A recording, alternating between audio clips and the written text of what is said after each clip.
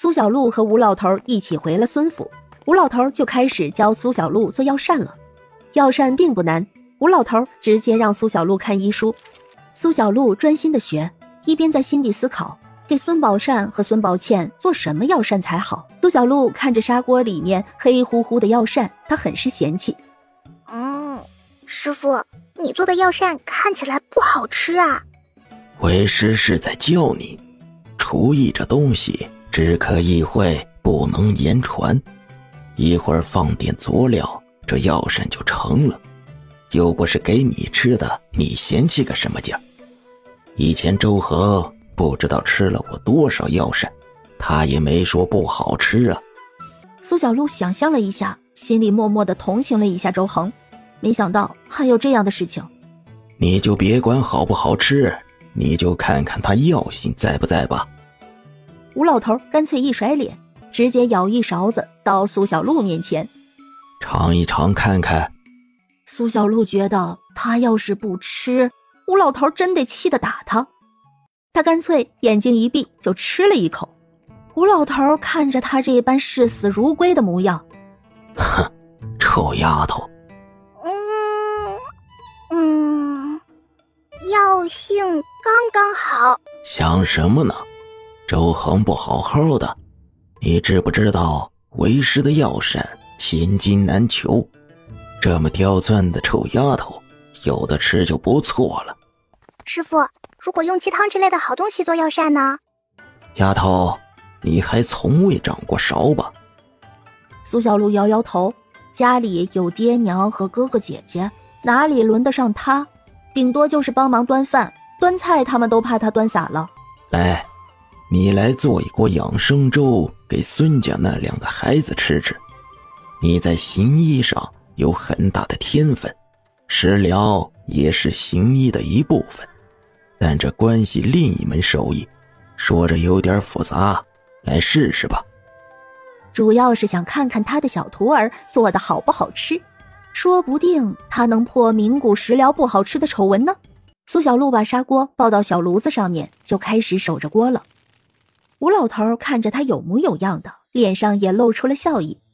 不错不错，为师去休息一会儿，一会儿你弄好了，先给为师送一碗过来吃吃。吴老头放心的出去了，他得把那很难吃的一锅给孙伯承父子送去。苏小璐守着炉子，没多久米粥就开了，药膳好了。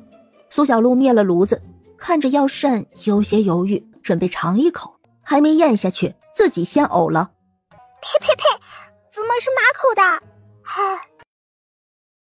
呸！臭丫头，你想害死师傅啊？这啥东西啊？师傅，你吃着觉得药效怎么样？吴老头深吸一口气，这话怎么有点熟悉呢？这不就是他刚才跟臭丫头说的话？这滋味虽然是一言难尽，但他回味一下口中残留的味道，皱着眉头。药性都好，但就是和好吃毫无关系。师傅，书上说的美味是假的吧？我都是按照步骤来的。吴老头看着苏小璐怀疑名古医书，他仿佛是看见了以前年轻时候的自己一样，不由得就大笑了起来。对，丫头说的对，是老祖宗骗咱们的，药就是药，怎么可能好吃呢？所以这绝对是医书传承的问题。师徒2人心照不宣，一同默认了这件事。苏小璐想着那半锅药粥，她愁着脸问吴老头：师傅，那我做的那个怎么办呀？浪费了是不好，送去给孙家父子补身体吧。苏小璐抿唇点头。药膳不好做，吴老头暂时打消了教苏小璐做药膳的念头。到了晚上扎针的时候，温柔的莲氏露出了犹豫之色。小璐，婶婶能问你一件事吗？好啊，什么事情？婶婶你就直接说吧。苏小璐能猜到多半是药膳的事情，但作为小神医的她怎么能砸自己招牌呢？所以她眨眨自己漂亮的大眼睛，天真无邪地对着莲氏微微一笑。小璐啊，就是今天那个药膳，以后天天都要吃吗？下午的时候，莲氏也幸运地吃上了药膳。真的是不好吃。但孙子谦说这是神医亲自做的，对身体好。为了身体，他们都忍着不试吃了，但又害怕这个东西是不是天天都要吃。至于神医，他除了对他的宝贝徒儿有点好脸色，对孙夫人都是凶巴巴的。这个不会经常有，但1个月会吃1次。好，我知道了。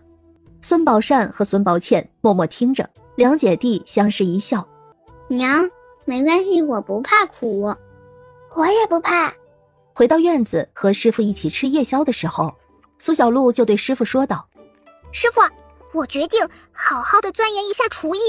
孙府的大厨厨艺是很好的，我想着以后在孙府的时候，每天用半个时辰过去学习学习。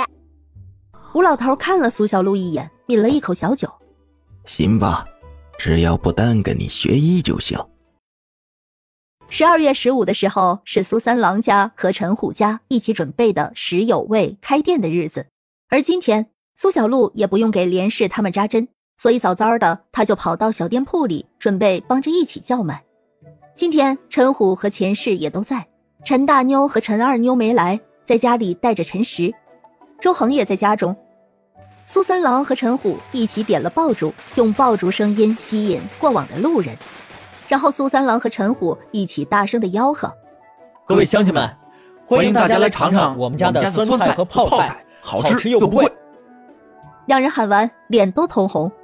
酸菜分为了菜叶和菜头，还有辣白菜装在木盆里，用干净的纱布盖着，前面的桌子有3盘切出来供人品尝的。人们似乎觉得有些新奇，但看着只是不值钱的青菜，一时间也没有人来试试。只是有人问：你这东西多少钱1斤呢？不贵，都是8文钱1斤。虽然青菜不值钱，但其中佐料都不便宜。人们一听这家家户户都有的青菜白菜竟然要8文，顿时没了兴致，纷纷散了。看着如此，陈虎和钱氏都是一脸焦急色。苏三郎和赵氏也没想到会是这样，难道他们的价格高了吗？可算算成本，再低的话更没钱，一年挣不了几两银子，还不如农闲的时候多干活。要是这样的话，就没有做这个的必要了。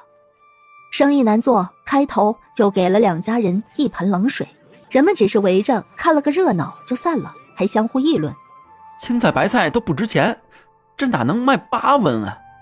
就这个谁家都能做，想吃回家让媳妇做点就好了，何至于来这儿卖？再好吃能值多少啊？眼见着精心准备的酸菜和泡菜无人问津，苏三郎家和陈虎家心里都蒙上了一层阴云。苏小玲也是一脸忧愁，但却不知道该怎么办。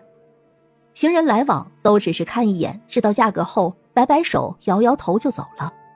苏小璐也不由得想办法，看着这冷清清的店面，还真让他想出了个办法来。爹娘，虎子叔叔，小婶婶，你们不要着急，我有一个办法。小璐，你有啥办法？快说来听听。四妹，你有啥办法？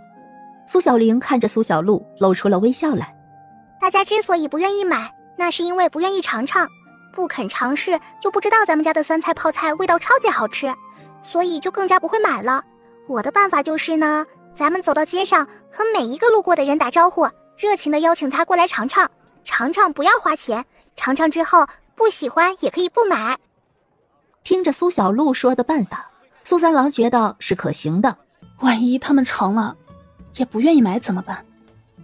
苏小璐笑眯眯的：那也没有关系呀，每个人的胃口都不一样，本来就不是人人都会喜欢吃的，可是总有人会喜欢吃的，咱们就是要用心的抓住很喜欢吃的这一部分人。萝卜青菜各有所爱，有人喜欢就有人不喜欢，再好吃的东西也有人不喜欢，但再不好吃的东西也会有人钟爱。爹娘，虎子叔叔，小婶婶，我觉得小璐说的很对。可我们要怎么热情的邀请呢？简单，看我的，哼哼，男的和男的打招呼，女的和女的打招呼，而我还小，我可以自由选择。说完就自告奋勇地走出店铺，目光对准了迎面走过来的女人，他笑着喊：漂亮姐姐，来尝尝我家的酸菜和泡菜吧，酸辣爽口，超级好吃的哦。过来看一看，免费尝一尝，不好吃不喜欢就不买，喜欢的话就买2斤回去。无论是做凉菜还是煮汤，都好吃得很呢。我家的酸菜泡菜啊，都是选用最好的青菜白菜，佐料也是最干净最好的。漂亮姐姐来免费尝一尝吧。苏小璐笑容甜美，声音也甜。女人原本冷淡的神色转瞬露出了笑意。小妹妹，真的是免费品尝吗？不会尝了不买不让走吧？是真的，我们都是踏踏实实的人，绝对不会强买强卖的。免费尝尝，不喜欢可以不买。那好吧，看着也还不错，那我就尝尝吧。女人看着苏小璐实在是太热情了，她都有些不好拒绝，便走了过去。苏三郎他们都已经傻眼了，眼看着女人走来，都不知道该怎么招待。还是苏小玲先反应过来，立马上前拿出准备好的小签子，微笑着递给女人。姐姐请，用这个签子插着吃就行，这是用完就不会再用的，很干净的。女人听着苏小玲的解释，心情也好，她就插了一块辣白菜吃，这一吃眼睛就亮了，真好吃啊！东西好，免费品尝了，她觉得还没有吃够，但想吃的话就得买了。她看了看用纱布盖着的大木桶，开口问道：你们那里面的和这外面摆着的味道是一样的吗？是一样的，你要是怕不一样，我打开来切一点，您再尝尝。好，那我再尝尝，看看味道是不是一样的。如果是一样的，那我就买点回去吃吃。好嘞，有第一笔生意了，大家都很高兴。而另一边的苏小璐已经是面向第4个陌生人了。大哥哥，来免费尝尝我家的酸菜和泡菜吧，不好吃不喜欢不要钱哦。喜欢的话买点回去，炖鸡、炖鱼、炖豆腐都非常好吃的呢。我家的酸菜和泡菜可以当凉菜下酒，也能做炖菜，又好搭配，炖什么都有滋有味，好吃极了。苏小璐说着，自己都嘴馋的咽口水。男人看着听着，也不由得看过去，也想去尝尝，反正不喜欢又不要钱。于是第2个客人也来了，女人一样称了1斤，她笑着付钱。还可以炖豆腐是吧？我回去试试去，要是好吃啊，下回我再来买。好的好的。这时候苏三郎也上前来帮忙了，苏小玲也跑到街上，学着苏小璐的样子和过路的女子说话，一个不停下，那就和下一个说。有人买，自然也有人尝试了之后不买。8文钱太贵了，还是不要了。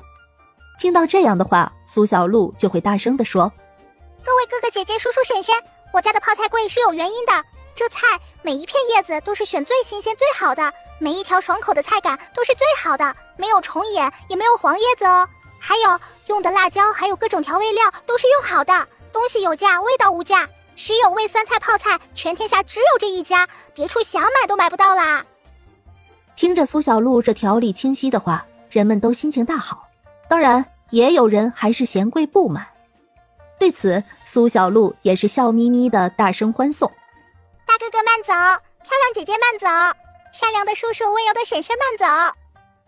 还别说，因为他这么有礼貌，有人舍不得买都要走了，又返回来买了1斤走。苏三郎和赵氏看在眼里，心里也在学。苏三郎深吸一口气，也加入其中。他到底是放不开，叫住了一个男人：兄弟，我……他还没有说出来，男人已经没心情听下去，摆摆手就走了。受挫了，苏三郎也没有气馁，深吸一口气，就再次叫住下一个。陈虎和钱氏看在眼里，局促了许久，还是没能鼓起勇气到街上去和人说话。他们俩则是帮着赵氏招呼客人。钱氏把伤疤脸都遮住了，还不怎么敢抬头，所以他专心地帮忙拿菜切菜。陈虎也是，但他能帮忙称重和打包，收钱的事情则是交给了赵氏。苏三郎和苏小璐、苏小玲两姐妹就负责大声的吆喝宣传：咱们家的酸菜还能用来包包子，夹着馒头吃，包着包子味道好，就着馒头没有滋味的白馒头也能吃得喷喷香。这时候有好几个人一起来了店铺外。哎，安叔说的是这儿吧？看着生意好好啊。他们是孙管家介绍来的，本想着多买点，但看着生意这么好，东西都快要卖完了，上前一询问，竟然还能免费尝，不好吃还不要钱。几个人也都尝了，都是喜好酸辣凉菜的人，顿时赞不绝口。哎，一样给我来3斤。这个辣白菜我要5斤。刚过了50，3大桶酸菜和泡菜就见底了。送走了最后一个客人后，苏小璐甜甜地对着还想上来问的客人说道：好心的叔叔，今天已经卖完了，你要是喜欢，明天有空再来尝尝吧，是免费品尝哦，不好吃不喜欢不要钱哦。听着他这么有礼貌，来人也笑着答应。东西卖完了，正好苏虫苏华也快放学了，所以就等着他们兄弟俩。等到兄弟俩来，得知了这个好消息，也都高兴得很。爹娘，等学堂休假的时候，我和华弟弟也一起来帮忙。这不成，你们是读书人，哪能来？读书人哪能沾这些？村里那些读书的孩子可都是不下地的，有空了都在家里读文章。苏虫立马正色道：民以食为天，读书人也要吃饭呀。既然要吃饭，就没有什么活是不能做的，这是林夫子教我们的。大哥说的没错，咱们用自己的双手勤劳的挣钱和生活，一点也不丢人。家和他们是一个整体，一荣俱荣，一损俱损，所以一家人只要齐心协力，就没有什么难关过不去。相反，如果一个家庭如一盘散沙，那么总有倒散的一天。陈虎听着这番话，心中有很大感触。前世悄悄拉了拉他，两人也微微一笑。能有这样的孩子，无疑是大好事。他们哪能再说不可以的话？相反的，他们也要支持，而且在心里有了个目标，以后他们的10哥也要向苏虫苏华学习就好了。把这样珍贵的品行学好，其他的总不会差的。小鹿快来，大哥背你回家去。姜汤我已经煮好了，你们直接去喝吧。韩哥，这不用你做，你好好的休养就好了。这次谢谢你，但下一次就不要做了啊。周恒只是对赵氏笑笑。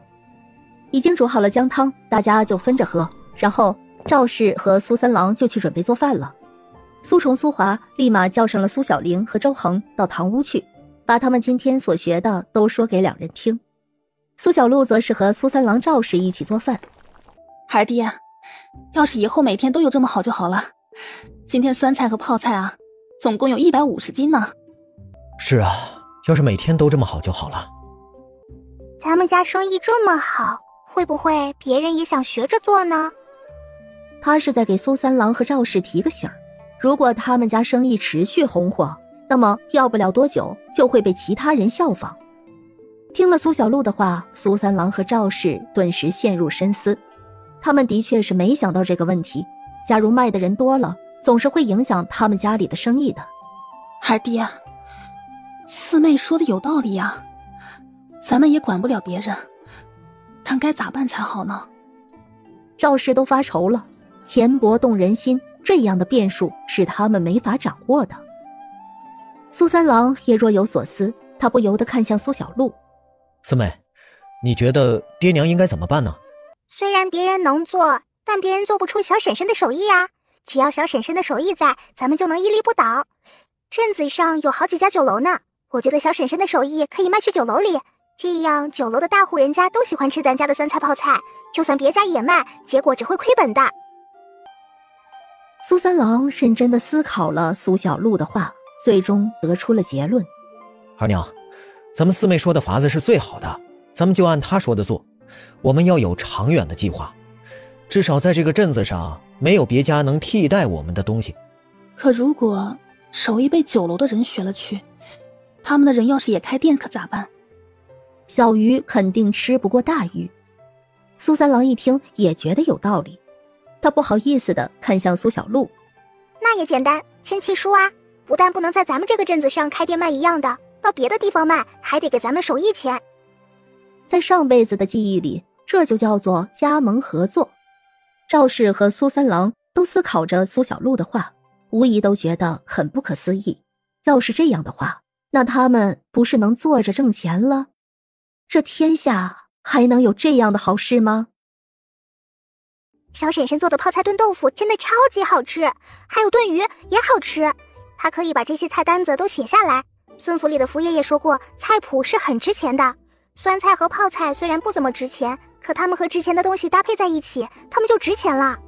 孩弟，我觉得四妹说的有理，咱们回头和虎子兄弟家商量商量吧。啊，一会儿吃了晚饭，咱们过去一趟。四妹，可多亏了你呀。因为我们是一家人啊。而此时的陈虎家里，陈虎和钱氏也在为今天的事情感叹。二娘，咱们今天能这么快卖完，多亏了小鹿想出这好办法来啊！大哥真有福气啊！唉，幸亏是有小鹿在，不然呢，真不知道怎么办。让我做这些我会，但要我招待客人，我就发怵啊。他连头都不敢抬，手都要小心地藏着，不敢让人看见。想着，钱氏心里已经有了一个念头：二弟，我有一件事想和你商量一下。啥事儿？你说。二弟，我想说的是，以后我就不跟着去了，我就在家里做好这些，可以吗？我知道你没觉得我不好看，但是……钱氏没有再说下去，他看着陈虎，他知道他想说的陈虎都懂了。陈虎看着钱氏用头发遮住的疤痕，心口疼了一下。好，我也正有此意，和人交流我也做不好，反正每天都要卖那么多菜，你一个人也忙不过来。我看大哥大嫂在招待上面就做得好，一会儿咱们找他们商量一下，以后我们就负责把东西做好，他们则是负责卖。钱氏因脸上的疤痕自卑的不愿意见人，他倒是好一些，可他面对人嘴巴就像是被针缝上了，就是张不开这个口。二弟，咱们出的太少了，还要分一半的银钱，我心里真是过意不去。我也觉得是这样，等会儿吃了饭咱们去找大哥大嫂商量一下，这个再重新分配一下。啊，好。钱氏微微一笑，陈虎看着他垂下眼的模样，不由得心想，如果没有脸上这道疤，钱氏也很好看。陈虎想着苏虫、苏华都能被治好，他不由得升起了一个念头来。二娘，刚好小鹿也在家，要不咱们找他看看吧。啊？看啥？看看有没有办法能帮你去疤。听着陈虎的话，钱氏心头一跳，不可置信抬眼看向陈虎。二弟，我这都这么多年了，也好不起来，不用费这个事了。二娘，你不要这么说，你是我孩娘，我们要一起走一辈子，为了你好的事情都是重要且该做的。以前是没机会，现在有这机会，咱们都要试试。陈虎这样为他考虑，钱氏已经感动得眼里含泪了。就听我的吧，好吗？二弟，那你的腿也要看。钱氏一说，陈虎立马就摆手。我这个治不了了，我没事儿，我都不用管，我好着呢。二弟，你要是不答应，那我也不去，我的也好着呢，都这么多年过来了，我也没事。二娘，咱们都看，一起看看。我来煮菜。陈虎不由露出了微笑，他的心里每一次都因为钱氏觉得温暖。他心疼他，但他又何尝不是呢？等到晚上吃了晚饭，陈虎和钱氏正准备去找苏三郎和赵氏的时候，苏三郎和赵氏已经过来了。他们刚打开门，就看到苏三郎夫妻俩准备敲门，相互愣了一下，随后就笑了。大哥大嫂，看来咱们想移出去了，我们正准备去找你们呢。大妞、二妞，你们抱着石个去找小鹿他们玩会儿去。他们知道爹娘有事情要说，他们不方便听，所以乖巧的点点头，带着陈实便出去了。大家都坐下后，苏三郎开口说道：虎子弟啊，看来你们也有话要说，你们先说，等你们说完了，我再给你们说。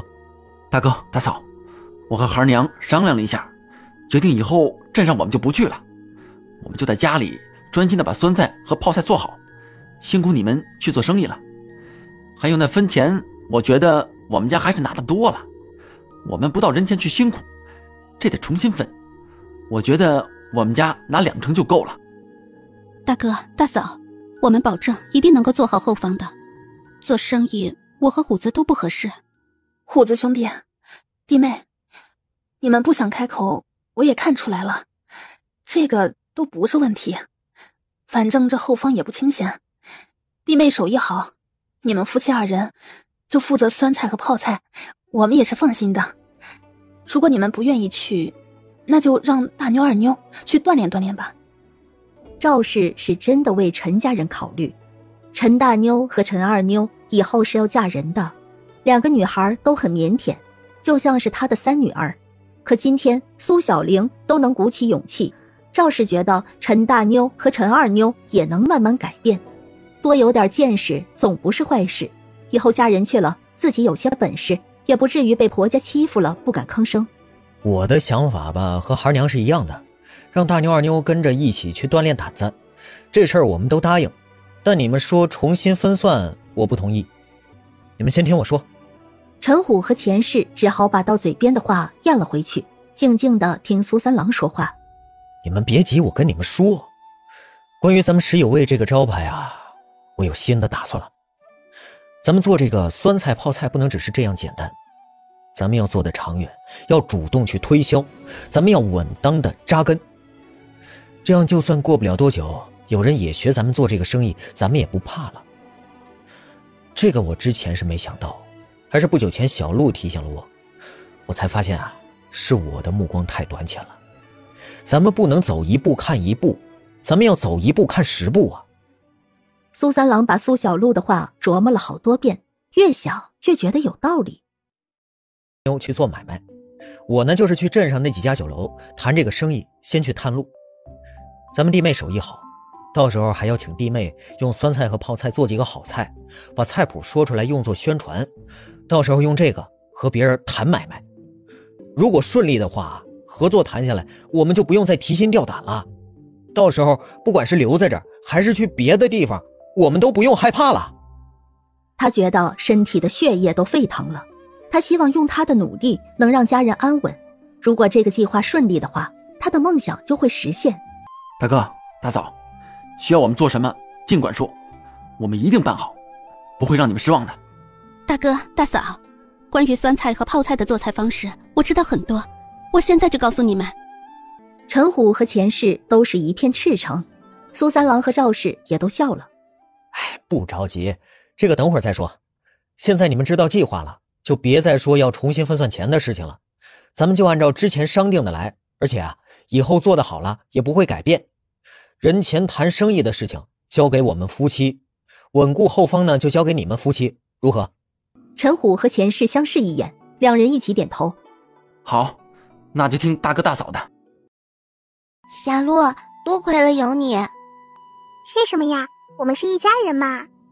姐，你最想做的事情是什么呢？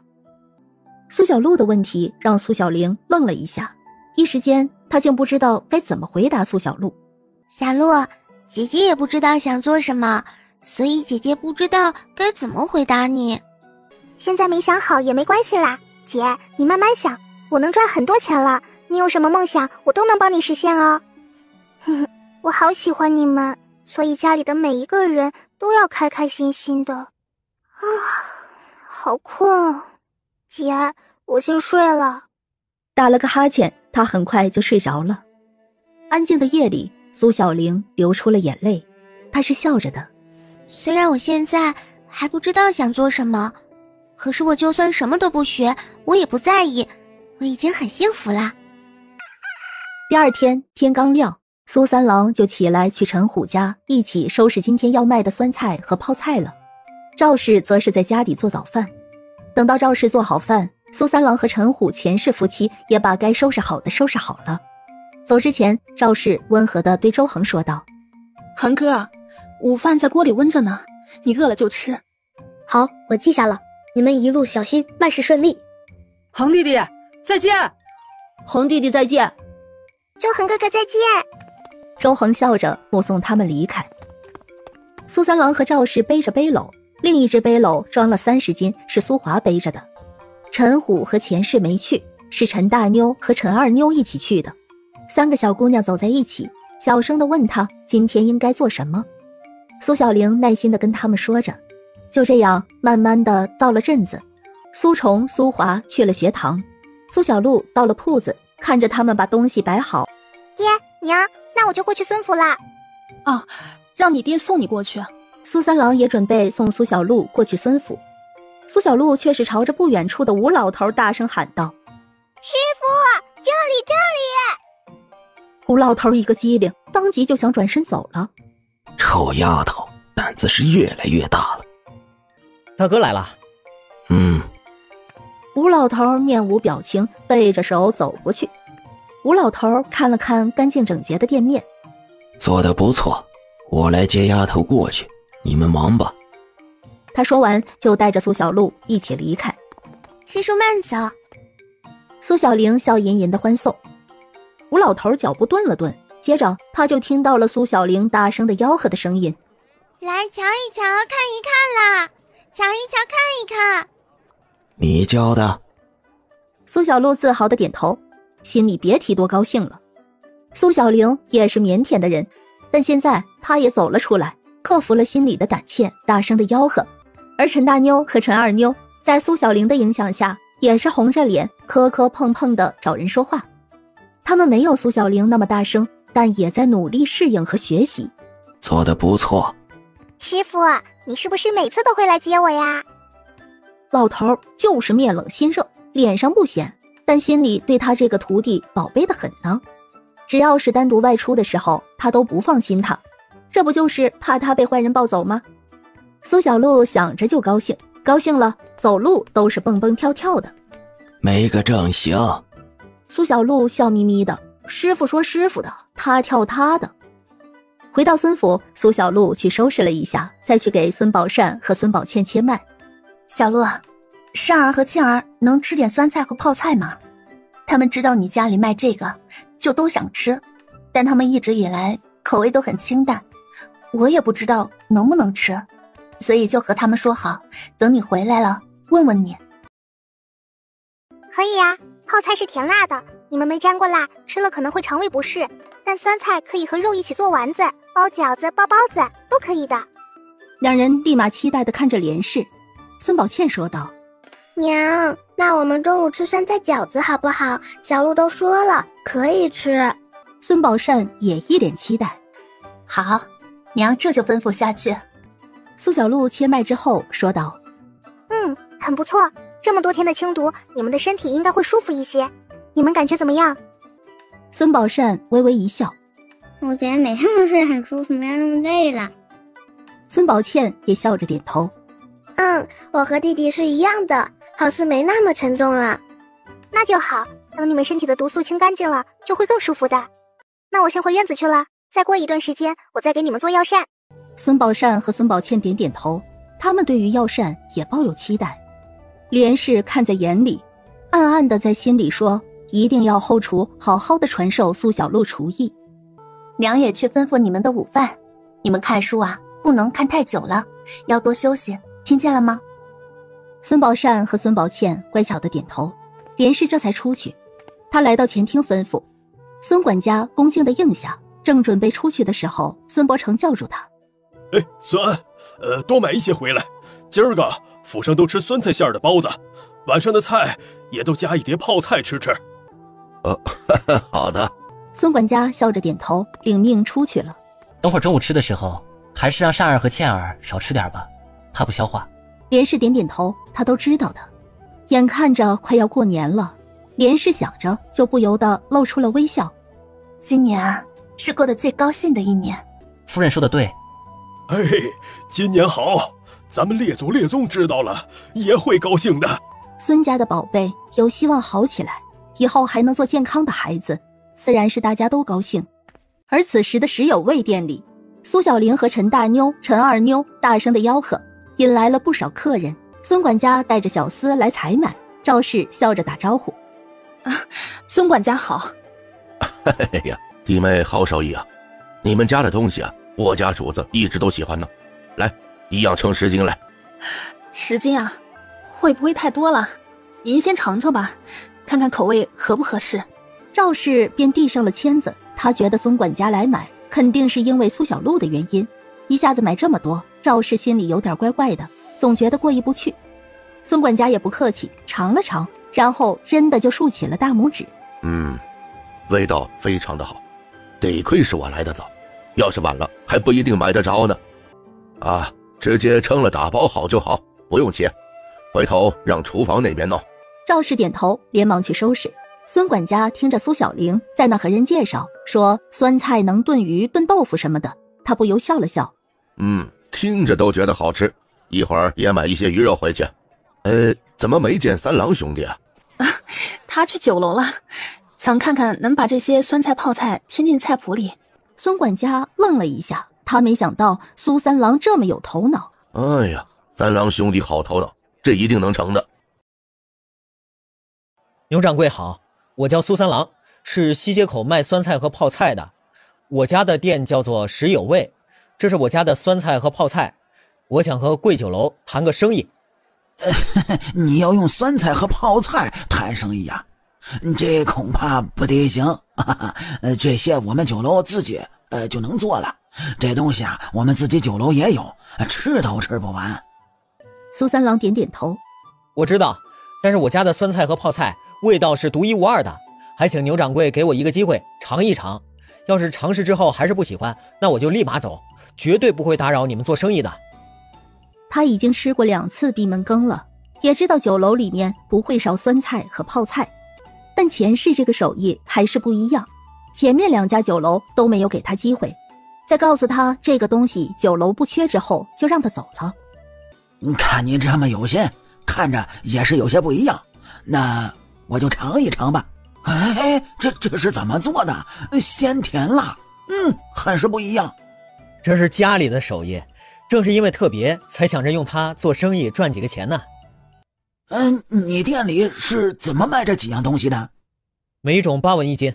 牛掌柜在心里琢磨了一下，然后打量着苏三郎，才又开口。你说要和我们酒楼谈生意，你准备怎么谈呀？说说看。苏三郎知道牛掌柜是在试探他，这说明牛掌柜对这些菜是很满意的。苏三郎也没有乱了阵脚。我可以给酒楼提供酸菜和泡菜的方子，还有一些菜谱，酒楼需要支付买下来菜谱的钱就行了，并且保证不会在本镇子上开设同样的店售卖这样的酸菜和泡菜。如果去其他镇子做买卖，则是需要向我家支付一笔方子的使用费用，并且与我签订契书。苏三郎不会拐弯抹角，他如实相告，如果牛掌柜愿意，他就继续谈下去，如果不愿意，那他就走。你说的要求可不容易呀。牛掌柜也没有第一时间应下，而是意有所指。商人重利，他打量苏三郎，这不就是一个平凡的百姓，但他说的话条理清晰，看着不像他说出来的。要么苏三郎只是表面看着老实，要么他身后有高人指点。牛掌柜在计算的时候，苏三郎也在心里思考。他是第一次做生意，他不懂其中的弯弯道道，他也摸不清牛掌柜的底。想了想，他又说道：牛掌柜，我不着急等答复，我可以留一些在你们酒楼，你们可以用小菜赠送给客人品尝，看看客人是否喜欢，从而再做进一步的决定。要是成效好咱们再合作也不迟啊。牛掌柜没想到苏三郎心思这么灵活。这样也好，那我就收下你这些东西。那我就不打扰了，谢谢牛掌柜愿意给我这个机会，也希望我们能有机会合作。孩儿爹，饿了吧？都给你留着呢，快先吃点儿，一会儿虫哥华哥来了，咱们一道回家去。今日的酸菜和泡菜已经卖完了，但时不时还会有客人前来询问，得知明天才有，也都笑着说那明天再来。苏三郎进了店里，赵氏把还温着的窝窝头给他吃。陈大妞和陈二妞围着小火盆烤火，笑着和苏三郎打招呼，叫他大伯。苏小玲给苏三郎递来了水。爹，喝水。苏三郎笑了笑，然后对面露担忧的赵氏说道：二娘，今天我去了几个地方，有福满来酒楼留下了咱们家的酸菜和泡菜，明天我再去问问。赵氏一听有酒楼留下东西了，他心里就松了口气，露出了笑意，点头。等苏三郎吃完休息一会儿，苏虫、苏华也下学来了，大家又一起回家去。苏小璐晚上的时候和师傅一起吃的酸菜炖鱼，有了酸辣味道，两人胃口明显大好。吴老头酒都少喝了一些。你爹娘做这个生意啊，能成。明明有了一笔天大的巨款，还要这样不辞辛劳谋生，看那样子还丝毫没有动用那笔钱的意思。吴老头觉得苏三郎挺有意思的，人是真的很烦，但品性是真的不错。这样大的一笔钱，又有几个人能稳住不动呢？苏小璐给吴老头夹着一块鱼腹过去。我也觉得能成，我爹娘可真棒，哼哼。师傅，你吃不吃鱼头呀？不吃，没2块肉，你要吃就吃。他哪里看不出小丫头是想吃鱼肉了？他费得着和臭丫头抢吗？谢谢好师傅。苏小璐高兴地把碗朝着吴老头推了推。哼！吴老头把鱼头夹给了苏小璐。师徒俩把饭菜都吃完，随意收拾了一下，便各自准备去扎针了。苏小璐来到孙宝善和孙宝倩两姐弟的院子里，她刚进屋，连氏就笑着柔声问：“小璐，今天的饭菜合胃口吗？”太好吃了，真的是很好吃，我今天吃了半碗饭呢。宝倩姐，你吃的好少啊，这么看，我吃2碗饭真的是太多了，今晚我一定不吃宵夜了。小璐，虽然我才吃半碗，但我跟你一样饱。我也是。吃的是不多，但是比起以前就多太多了，所以真的很饱。没关系，一会儿我给你们多扎2针助消化。开始给孙宝善和孙宝倩扎针了，苏小璐用的又是新的针法。她怕孙宝善和孙宝倩吃太饱了难受，所以多扎了2针帮助消化。连氏身体大好，扎的针也开始减少了。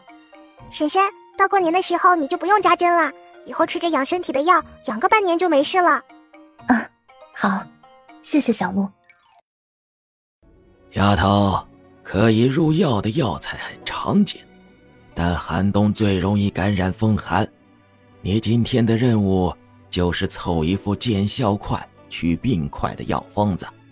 你在下针上天赋异禀，接下来为是要考你制药了。没问题。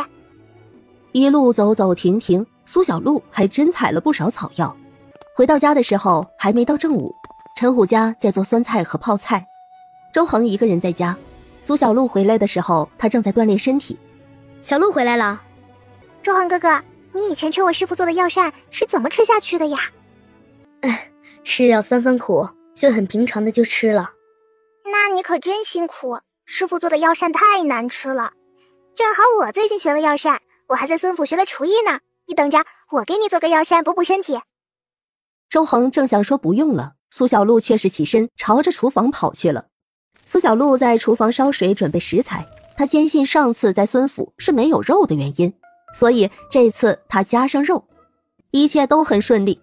但半个时辰之后，她看着有些灰的肉粥陷入沉思。她自己是没敢吃，于是盛好就去找周恒。周恒哥哥，这个可滋补了，能让你的身体暖乎乎的，也能让你的腿筋不疼，很有效果的缓和筋拉扯的疼痛。谢谢小璐。周恒吃了一口，这样的滋味很难说。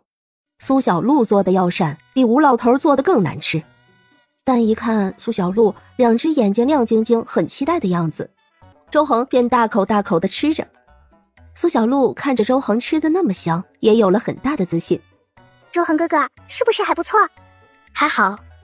周恒吃完了，他随意的点点头，看着那样亮晶晶的眼睛，他是真的不忍心打击他。这时候门被敲响，外头传来陈虎的声音：“小璐在家吗？”周恒去开了门。小璐在厨房。陈虎和钱氏对周恒道了谢，然后一起去厨房。苏小璐高兴地洗锅刷碗。小璐啊，让我来吧，你还小呢。谢谢小婶婶。虎子叔叔，你们来找我爹娘，他们还没有回来哦，但应该也快了。小璐，我们不是找大哥大嫂，我们是来找你的。找我？陈虎朝着苏小璐身边走来。苏小璐看着陈虎走路，顿时他就明白了。小璐，叔叔想请你给我和你小婶看看，我们这残还能不能治？我是小时候烧伤了腿，那时候太疼了，我就经常卷着腿，后来好了，腿也伸不直了，就此成了瘸腿。虎子叔叔，那你先把裤腿卷起来，我看看你的腿。这么多年过去了，我先看看再说。钱氏收拾好了碗筷，来到一边，焦急地等着，不敢出声，就怕打扰了苏小璐。虎子叔叔，你把手伸出来，我给你把个脉看看。陈虎把手伸出来，苏小璐切脉。过了一会儿，虎子叔叔，我可以给你开个刀治疗一下，让你的筋能够伸张开来，但没有办法恢复到和正常人一样了，只会比你现在好一些。小璐啊，那给你虎子叔治一下要多少银子？我们治，就算能好一点，那也是好的。小璐，你别听你小婶婶的，我都不着急，你先给你小婶婶看看。要怎么治我们一会儿再说，我先给小婶婶看看脸吧。钱氏还想说话。二娘，咱们说好了的。钱氏要是不看，那他也不看了。钱氏看陈虎眼神坚定，他只好把嘴边的话咽了回去。小璐啊，那麻烦你了。苏小璐又给钱氏把脉。小婶婶脸上的疤痕太严重了，我也不能说一定就能好，但可以在这样的基础上有一些改善。小璐，要多少银子我们都愿意治。虎子叔叔，小婶婶，我还没有治疗过小婶婶这样的病人，只在书上看过记载，但那毕竟也隔了好多年。这样吧，我过去问问师傅，银钱就算了，如果我能把小婶婶的脸治好一些，我就能靠这样的药赚更多钱。可以这样说，如果小婶婶愿意的话，可以做我的药人试试药。苏小璐说得认真，陈虎和钱氏也不由得思考起来。虎子叔叔，你的腿我是能治的，也不费什么事儿，我需要去找一些药材，到时候你拿1两银子与我当药钱就好了。二弟，我愿意做小璐的药人，试试看。陈虎心疼地看着钱氏。好，那咱们就试试。小璐，那就请你为我们治吧，就算不好了，你也别担心，我们也不会怪你的。好，那我先去找师傅了。这样大的事情，苏小璐当然要去和师傅说一声。苏小璐来到隔壁敲门。师傅，好师傅，你快起来，徒儿有事情跟你说。臭丫头，你是不是真的以为我不打你？吴老头正睡着，被吵醒，很不耐烦，真是越来越放肆了。他气呼呼地起来，正要发火，就见苏小璐已经跪下去了，重重地磕了一个头。丫头，有啥事儿你慢慢说，师傅说气话的，不打你。他有点后悔刚才为什么那么严厉。小丫头再聪明，也就是个孩子，她不可能什么都明白。师傅，我又要食言了。刚才虎子叔叔和小婶婶找我，希望我为他们治病。虎子叔叔的腿疾和小婶婶脸上的疤痕，我在医书上看到过有去疤药的，而虎子叔叔的腿疾，我也能够为他开刀治疗，不能说好，但是能改善很多的。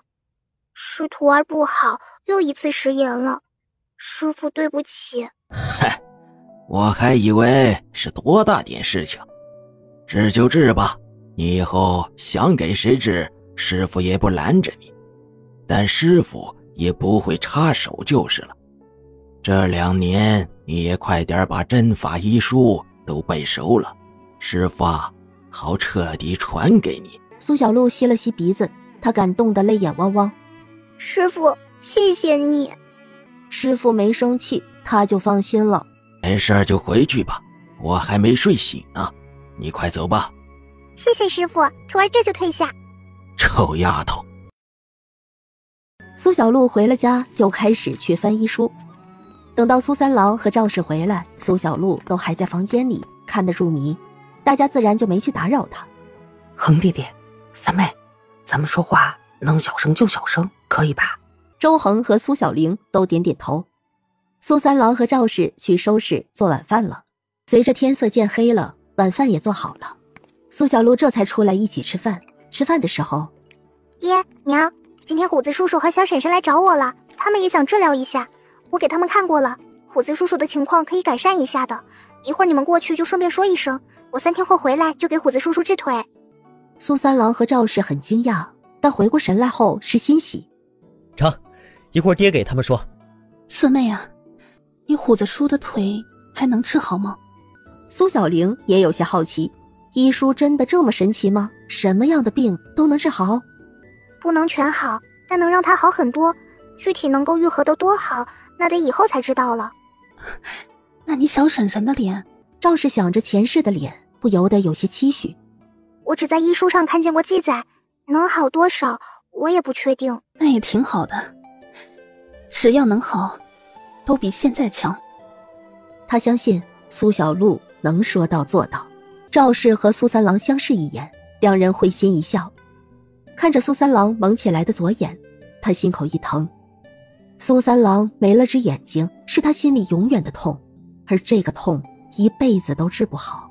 这天下没有人能重新长出眼睛来。苏小璐注视到赵氏的黯然，想着苏三郎的眼睛，苏小璐决定以后要给苏三郎做一只假眼。不过这个事情他暂时不打算说出来。吃了晚饭，苏三郎就和赵氏去找了陈虎和钱氏。虎子弟啊，四妹让我带个话，说是3天后给你治腿，弟妹的伤可能要延后一些。好，谢谢大哥大嫂，还请你们告诉小璐，让她慢慢来，我们等得起。是啊，慢慢来就好。苏三郎笑了笑，他说了让陈虎和钱氏心里有个底就好。他没有再多说，而是说起了今天生意上的事情。他把好消息分享给了陈虎和钱氏。大哥大嫂，那这样继续下去的话，咱们的菜就要不够卖了。青菜白菜都要长几个月，咱们自己的菜地完全不够卖。是的，所以我们要从村里买其他家的菜，就是目前也会是一笔大数额。你明日抽空去找一下村长，就说买菜先买个1000斤吧。好，这事情交给我，我明天就去办。但多少钱1斤才合适呢？1文1斤，要好的菜。如果以次充好，那就不要，并且以后啊都不买那样人家的菜了。他想要长久发展，这个生意就能和村里长久做下去，所以该有的规矩必须要有。好，大哥你放心，我一定会把好关的。好，交给你来做，我不担心，你做事啊一直都做得好。二弟，我好高兴。我也高兴，大妞二妞今儿回来，眼睛都亮得很呐。他们见的世面多了，以后长大了我就放心。有空的时候，你也教他们做酸菜和泡菜。以后他们嫁人了，也继续在店里做工。我也是这么想的。只要大哥大嫂不嫌弃咱们就一辈子跟着他们走，跟着他们做事情。这话我认同。我从小就认同大哥这个人，跟着他准是没错的。我还怕我这样相信他，你会不高兴呢。我知道，不管我怎么做，你都会跟着我。但你心里和我一样认同大哥大嫂，我更高兴，很高兴，真的。钱氏也能如此的认可他信任的人，陈虎心里都是甜的。我也看得见，感受得到，我当然会认同了。不早了，早点睡了，明天还有的忙呢。第二天一早，苏三郎一家人就继续带上陈大妞和陈二妞，背着酸菜和泡菜进镇子了。苏小璐和吴老头也回了孙府，陈虎和钱氏也早早的起来忙碌。等到天大亮，陈虎就出门去村长家。大公，今天我来找你是有点东西想从你家里买呢。啥东西呀？你说说看。大公，我想买1000斤菜，1斤菜我愿意给1文钱来买。我想着大公家里应该就有不少菜，所以来跟你买。要是你家不够的，也可以给我介绍几家人。小伙子，1000斤菜可不少啊！你要这么多菜干啥？你家也吃不完呢。就是做干菜，都不知道能吃几年了。是我和大哥做了卖菜的生意，自家的菜不够卖，所以想从村里人家里买一些。啊，原来是做生意呀，那没问题。大公，那我丑话先说在前头，免得之后大家伤和气。青菜的话，我不要黄叶、烂叶和太嫩的青菜心，白菜也是一样，有包心的白菜最好，不好的菜我是不要的。成，反正你是拿钱买的，我家里也撇不出那么多，我找几家人，一家给你200-300斤菜吧，大家都是乡亲，你别赊账就行了。哼，我钱都带来了，绝对不赊账。陈虎拿出钱袋来。王老爷子看了一眼，见陈虎是个踏实的，也就没有再说。他朝着屋内喊了一声：老婆子，去拿背篓，搬200斤青菜叶和砍几十斤包心白菜来。陈虎来家里买，1斤给1文钱。啊，1文钱1斤呐。好的好的。那我上我2个兄弟家去看看吧，他们家人多，剩下的几百斤就从他们2家人家里弄。好，那一会儿麻烦你们背到我家里去。小伙子，就真的不后悔吗？哼，不后悔。小伙子，你们有想过以后没的？娃儿们长大了是要说情的嘛，以后媒婆晓得你们家没有宗族，你们娃儿亲事是难说的很。哼，大公，前面就是没路，我们也不会回头了。1000斤青菜里，白菜有400斤。称重的时候，陈虎是看着的，他也检查过，都是好菜。陈虎这是来给他们送钱了。王家人都带着笑意，高兴地把青菜给背到了苏三郎家里的院子放着。陈虎也利落地给了银钱，买了菜，陈虎和钱氏就开始忙碌了。苏三郎一家人刚到店铺，就已经有客人来等着了。你们家的菜啊，是真的好吃，和我们自家弄的味道完全不一样。贵是贵了点，这还真是卖手艺钱。喜欢就好。苏三郎也把东西收拾好，准备继续去其他的酒楼和小馆子宣传。赵氏带着2家人的孩子守着店铺，见着个年纪有点大的老人来买。叔，您想买点什么？我们这有3样，味道都好着呢。您可以先尝尝，再决定买不买。那我先尝尝。味道一模一样。你家男人呢？这前几天他来我们福满楼酒楼宣传了，说还有一些菜谱，我来找他谈点事儿。赵氏没想到竟然是酒楼的人，他很欣喜，但苏三郎现在又不在这儿。叔啊，他还没有回来，可能要过会儿了。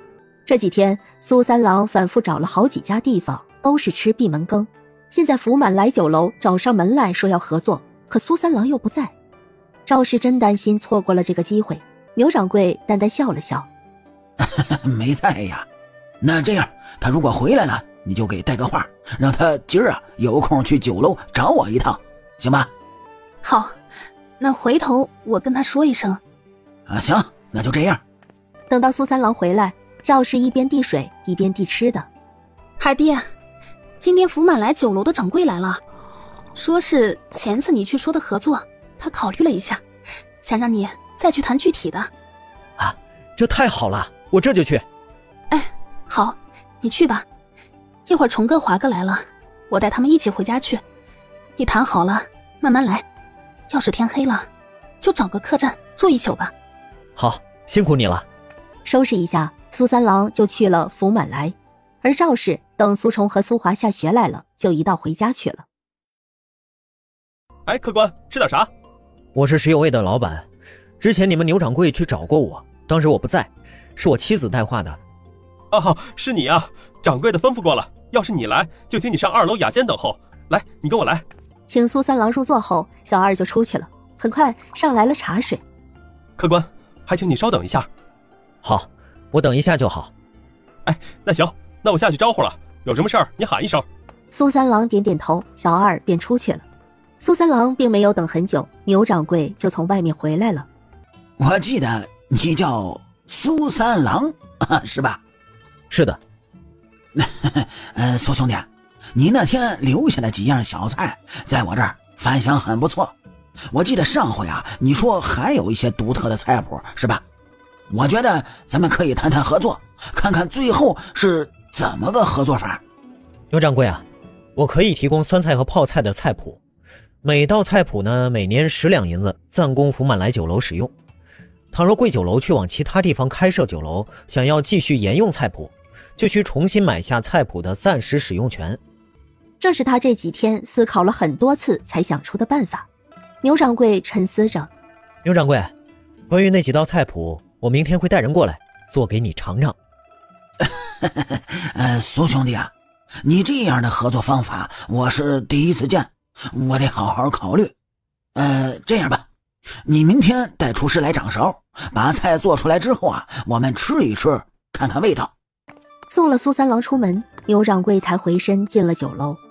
他去了后厨，神色凝重地问厨子：他家这个酸菜和泡菜的味道，真就没法复刻？掌柜的，真没办法，这2天咱们也做了一些，但味道就是没得比，也不知道他们到底加了一些什么。得到了肯定答案，牛掌柜沉思一会儿。明天他会带个厨子来，你多盯着点菜是怎么做的。厨子点头，要是能学会，那就能省一笔是一笔。苏三郎回到家的时候，天快黑了。他一到家，赵氏就端了姜水来。孩爹，快喝一碗姜汤，暖暖身子，休息一会儿就吃饭了。汤温热不烫，他一口就喝了。二娘，我去虎子家里一趟，福满来那边有很大的机会，明天让弟妹跟着去做几道菜看看，争取这几天就和酒楼合作，等合作下来了，咱们就放心了。哎，那你去吧。赵氏心里也高兴。苏三郎出门就去了陈虎家里，陈虎和钱氏也还在做饭，看见苏三郎来，两人就知道苏三郎是有话要说。大哥，今天买了1000斤菜，已经弄好了500斤，剩下的明天我就能弄好。好，辛苦你了。不过明天估计得你一个人弄了，弟妹得和我一起进镇里，去福满来酒楼做几道弟妹拿手的菜。那没问题，我一个人也能做不少呢。大哥，这么快啊？他以为要年后呢，没想到就是这几天的事情。是的，辛苦弟妹了。不辛苦，不辛苦。那我就先回去了。二娘，你别紧张，我相信你一定能成的。我会克服自己的。二娘，不用给自己那么大压力，咱们就照着平日里做得来，到时候就当是在家里做给我们吃一样。爹说的对，我们也相信娘一定可以的。我们也相信娘一定可以的。严氏露出笑意，此时已是寒冬，但他这心里却暖阳如春。第二天在出门的时候，钱氏就跟着一起了。陈虎带着陈实就去做酸菜和泡菜。陈实已经会走了，不喜欢被困在背篓里。陈虎亦不理会他，便开始哭闹。周恒走出来，陈虎正在哄陈实，一脸歉意地对周恒说道：恒哥，抱歉了，吵到你了，我马上就把他哄睡。他还不想睡，如果你放心我的话，就让我带着他玩吧。陈实是认识周恒的，顿时就拍手高兴地喊：恒哥哥。陈虎看着不哭闹的陈实，心里升起了一抹感激。苏三郎带着一篮子的泡菜和酸菜，和钱氏一起去福满来酒楼。等到了福满来酒楼，弟妹，别有太大压力，就算没做好也不要紧的。谢谢大哥，我一定会做好的。二人一起走进了酒楼。苏兄弟来了，这位就是厨娘吗？哎呦，怎么称呼啊？她是我弟妹，姓钱。你们跟我来，厨房呢在后方，日常需要厨房都有，你们看看还需不需要其他的。到了厨房，苏三郎问钱氏：弟妹，你再看看还有需要的没？钱氏看了看厨房，鸡、鸭、鱼、羊肉都有。他咽了咽喉咙，才鼓起勇气：这里东西很多，够了。钱氏从苏三郎手里接过篮子，就去开始准备了。厨子也在旁边看着。钱氏做了4个菜，一个是辣白菜炖豆腐汤，一个是鱼羊鲜，一个是酸菜焖红烧肉，一个是酸菜鱼。钱氏厨艺没得说，1个时辰后4个菜出来，香味扑鼻。厨子已经忍不住拿筷子勺子来尝了。牛掌柜也开始尝，尝完之后他看了看老厨子，厨子轻轻地点了一下头。苏兄弟，菜不错，咱们去雅间谈一谈怎么合作吧。大哥，这儿不需要我能不能去店里啊？弟妹，你还记得路吗？钱氏点头。那行，那你先过去，一会儿谈好了我就回来。钱氏点点头，他今天发挥的好，菜样都是不错的，他没有给大哥丢脸，也没拖后腿。接下来谈生意应该就顺利了吧。苏三郎也和牛掌柜上了雅间。牛掌柜让小二送了茶水点心来，他则是和苏三郎聊起了天，说起了自己是怎么接管这酒楼的，又问了苏三郎家里的一些情况。聊了许久，也没有说怎么合作。苏三郎是有心想问，但一直没机会。牛掌柜约摸着时间差不多了，就起身说道：苏兄弟啊，你稍等一下，我去方便一下，再来和你继续谈。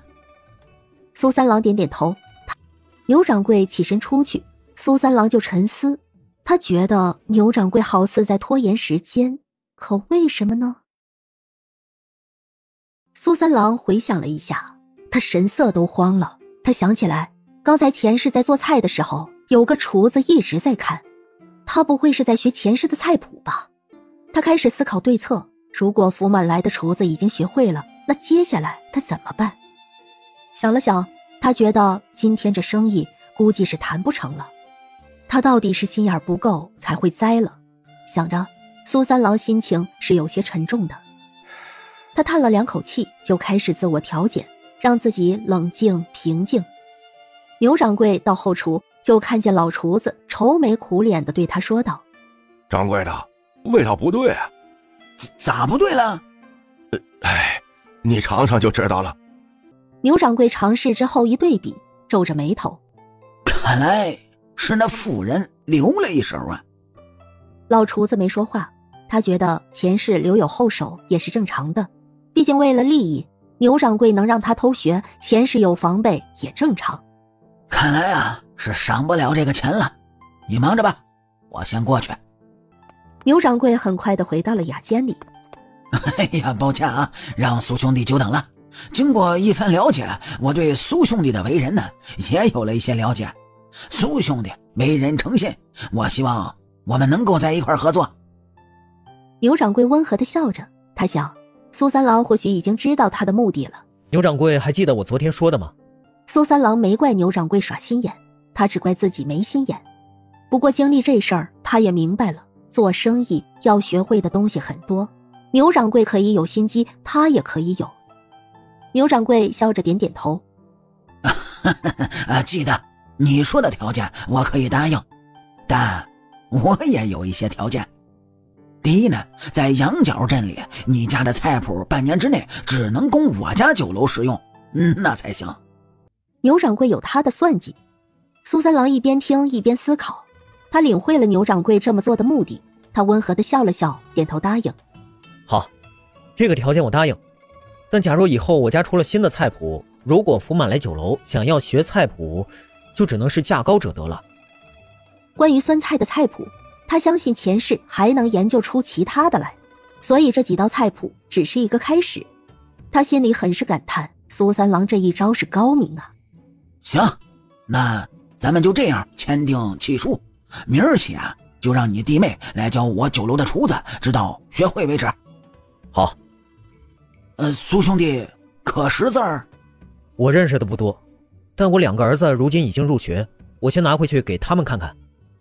他可不敢大意了，契书这样关键的东西，他还是要确定上面的内容对不对。如果是之前，他或许不会这样防备牛掌柜，但经过牛掌柜让厨子悄悄学厨艺后，他就多了个心眼儿。害人之心不可有，但防人之心也一定不可无。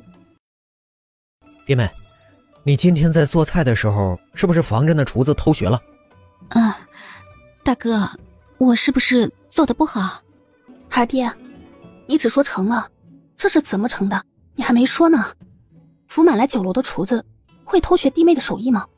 今天多亏弟妹留了个心眼儿，不然咱们这生意啊就没法这么顺利了。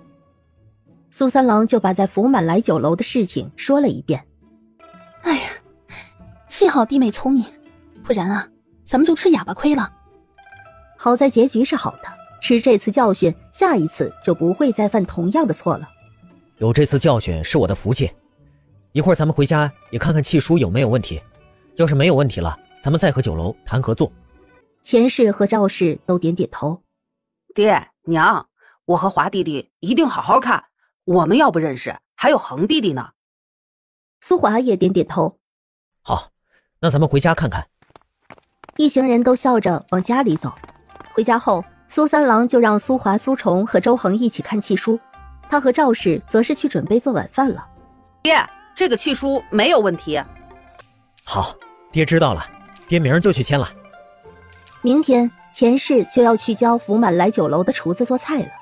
生意谈成了，晚上的时候，苏三郎和赵氏又去找了陈虎和钱氏，一起商量接下来怎么做。钱氏要去教酒楼的厨子做菜，那自家做酸菜和泡菜怎么办？大哥大嫂，就200-300斤，我也能做出来的。我会尽快教会他们的。这次签了契书，他就不会藏私了。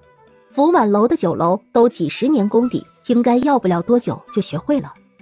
那等明儿做了契书后，我就在家中和虎子一起做酸菜，手店面的事情交给我孩娘。可你做不出弟妹的手艺啊。大嫂，虎子会了，而且今天我会提前准备好佐料，如果到时候大哥帮忙也不难的。那太好了，就这么做吧。商量好了，苏三郎和赵氏就起身回家去了。第二天去镇上，苏三郎带着钱氏去福满来酒楼，钱氏直接就去后厨教厨子做菜。苏三郎和牛掌柜把契书签好，双方的合作也正式开始了。东西收好，沉甸甸的银子也到手了。苏三郎和钱氏打了个招呼，就去店铺里面帮忙了。因为打出了名气，石有味的生意很好，客人不断，每天的酸菜和泡菜都是早早卖完的。等卖完了，苏崇、苏华还没有下学。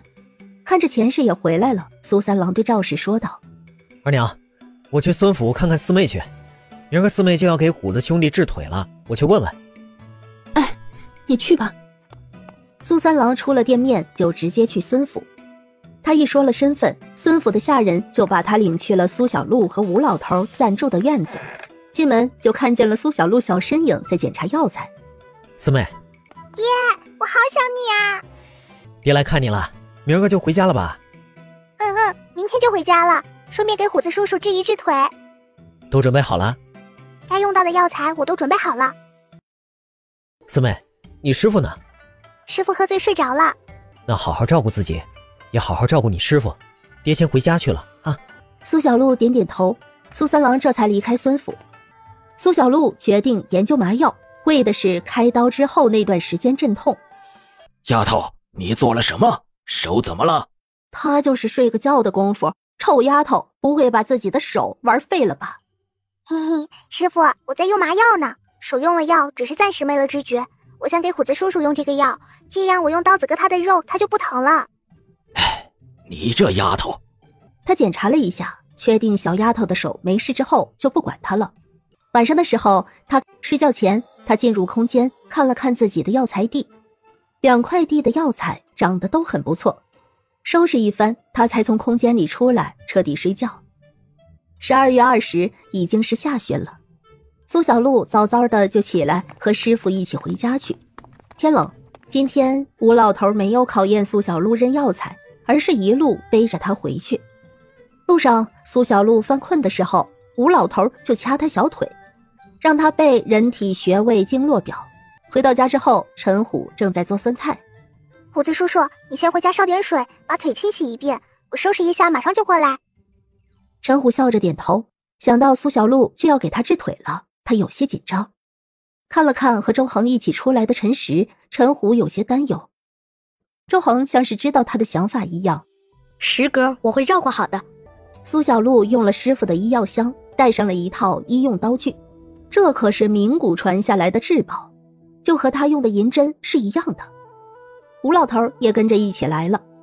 苏小璐感激地看着师傅，老头很是冷傲：哼，为师就是去看看你适不适合拿刀，万一不小心把人动脉给割破了，为师也好补救。苏小璐第一次用针表现出来了天赋，第一次做药膳却是不好吃的，第一次用神刀会怎样？这还不清楚的，会充满变数的事情，他当然要亲自看着了。谢谢我的好师傅。来到陈虎家，虎子叔叔，现在你躺到床上去，除掉裤子，把腿露出来。陈虎点头，看着吴老头一起来的，陈虎心里就更放心了。他进屋之后没多久，就喊苏小璐可以进去了。陈虎一条腿露在外面，整个人紧张的不知道怎么办才好。苏小璐微微一笑，拿出药瓶，取了针，蘸了药就入针。很快的，陈虎就昏迷了。苏小璐也在陈虎的腿上扎了好几针，然后拿了刀就开始动手。等把粘连的肉割开，清理好，确定腿能伸直后，苏小璐就开始敷药和包扎，然后是脚掌，是同样的方式处理。全程吴老头都没有说话。为什么要这样固定？师傅，这是为了不让虎子叔叔醒来后受不了痛曲着腿脚呀。一开始他肯定是疼和不适应的，我把它们固定起来，这样的话虎子叔叔想蜷缩都不可以，等新的皮肉长好了就可以拆开了。古代没有打石膏的说法，那就用木板来固定吧，只要限制了他的行为，效果都是一样的。这个主意不错。神针和神刀的运用，苏小璐完全是没问题的，吴老头就放心了。至于药膳，真的就是个意外。吴老头走后，苏小璐就去熬药。1个时辰后，陈虎转醒过来，苏小璐熬了药来，时间掐得正好。小璐，我觉得很痛。虎子叔叔，你觉得疼是正常的，这是止疼药，你先喝了，等过几天新的肉长好了就不会这么痛了。还有就是他们曲着太久了，突然被拉伸开来，你会不习惯，也会觉得很痛。但你想想看呀，等它长好了，你的瘸腿也会跟着好的。谢谢小璐，是我自己承受力太弱了，这点痛都好意思说。喝下药，陈虎就觉得好多了。虎子叔叔，我明天就要去孙府了，我去这3天，我给你绑上的木板一定不能拆，如果觉得松了就要再绑紧一些才好。3天后我回来，我再给你换药。你放心吧，书不会拆掉的。他好不容易才有这个机会，不会就此放弃的。为了家人，更为了他自己，再痛他也会咬牙熬过去。那我就放心了。虎子叔，那我先回家去了，给婶婶做的药还没有齐，等我收结好了，我再给婶婶治脸。给前世治脸的药材，他决定先在空间里面种着养一养，让药材更有灵气之后再拿出来制药。好，你放心去吧，我会告诉你小婶婶的。周恒已经把陈实哄睡了，见苏小璐回来，神色有些疲倦。去睡会儿吧。谢谢周恒哥哥。周恒浅浅一笑，没有再说，他去看书了。苏小璐没有去睡，而是早在周恒身边坐下。周恒哥哥，你的家人有回信了吗？应该是快了，要没意外的话，可能年前我就会离开，晚一些的话就是年后。算算日子，他的信已经到了京中。现在他大好，他的母后应该也处理好了危险的事情，也是能接他回去了。周恒哥哥，我可以提一个要求吗？哦，什么要求？我想要你答应我，如果你的家人来接你回去，你能不能别偷偷走，和我们告个别再走，好不好？他不想周恒悄悄地走了，那样大家会难过好久的。好，我答应你。快去睡会儿吧。大哥，那明儿咱一块儿去，我在床上躺着就闷得慌，我拄拐杖去。四妹，你虎子叔能下地了吗？可以是可以，就是会不太方便。没事儿，我小心些就好了。陈虎顿时就放心了。大家都这么忙，他不想只躺在床上。吃了晚饭，洗漱一番就睡下了。二爹，我看虎子兄弟的腿长了一截，你觉得呢？我觉得也是。我上辈子不知做了什么好事了，才有了四妹这样的女儿。以前我还听见三妹偷偷喊她小仙女呢，咱们四妹啊，兴许真是仙女吧。回忆着这几年，苏三郎心里也感叹，路是一步一步走的，但冥冥之中，许多难事最终都是迎刃而解了。哎呀，也不知道长大了会落到谁家去。现在只是想想啊，我这心里竟是很不舍。一转眼就长大了，三妹也都10岁了。回想一下，只觉得时间过得真快啊。以后都会好的，快睡吧啊。第二天，赵氏和钱氏就带着孩子们一起进镇子，苏小璐和吴老头也是随同一起。有大哥二哥在，他出了家门几乎是脚不沾地的被背着走。而苏三郎和陈虎也去了村长王老爷子家里和他商量。来到村长家，王老爷子一下子见到苏三郎和陈虎，有些惊讶。你俩来是啥事儿啊？王老爷子发现陈虎拄拐杖了，以前有些弯曲的腿好像也直了。大公，我们来是想在村里买青菜和白菜，要2000斤，想请你帮忙跟乡亲们说一声，看看他们谁家愿意卖菜，愿意的话可以送到我家里去，1文1斤。要这么多呀？前2天小伙子不是才买走1000斤的吗？王老爷子都有些好奇了，苏三郎和陈虎是做了个啥样的买卖，需要这么多的菜，而且还都能卖得出去？今后我和虎子都会常买青菜和白菜，大家都是一个村的，大家要是愿意的话就卖给我，要是不愿意啊，那我再从其他村子去买。哪能不愿意呀？有这样的好事谁不乐意呢？难得你还记着村里，这事儿我去说一说，你们就放心吧。好，那谢谢大公了。王老爷子觉得苏三郎变了，和村里这些面朝黄土背朝天的农民不一样了，他身上多了他们没有的魄力。老头子，啥事儿啊？是好事。苏三郎和陈虎还要在咱们村买2000斤菜，你去让老大媳妇和老三媳妇去地里收拾，看看能收拾多少出来，要求还是和上次的一样。然后你去和弟妹他们说一说，我带他们到村里喊个话。哎，好嘞好嘞，那你快去吧，家里交给我就行。王老爷子带着苏三郎和陈虎一起去喊话，路上王老爷子问2人：三郎，小伙子，你们2人那2边的菜要不要啊？只要他们按照要求来，我都收。他和陈虎和那2边的家已经没有关系了，那就是陌生人。王老爷子看了看苏三郎，这样也好。王老爷子沉了沉气息，就开始在村里边走边喊：各家各门，有青菜和白菜的，现在苏三郎家收2000斤青菜和白菜，1文1斤，背了送苏三郎家里去，要卖的赶紧了。青菜不要黄叶、虫叶子和嫩叶子，白菜也是不要老叶、黄叶，包新的最好。哪家想赚钱，就赶紧去撇青菜砍白菜，哪个要用不好的坏的来忽悠人，那就别怪人家不讲情面，不买你家的烂菜了。有听到声音的开门出来问：说是不是真的？他们就在这儿，你说是不是真的？是真的。得到正主的话，大家也都赶紧背了背篓去撇菜。在村里喊完，王老爷子就和苏三郎、陈虎一起往回走。王老爷子又喊了一遍。路过苏家的时候，李氏和周氏在院子看着，他们看见苏三郎，对他笑了笑。苏三郎面无表情，对曾经的2个嫂子视而不见。李氏和周氏有些尴尬，但他们是被王氏和苏老爷子叫出来问消息的。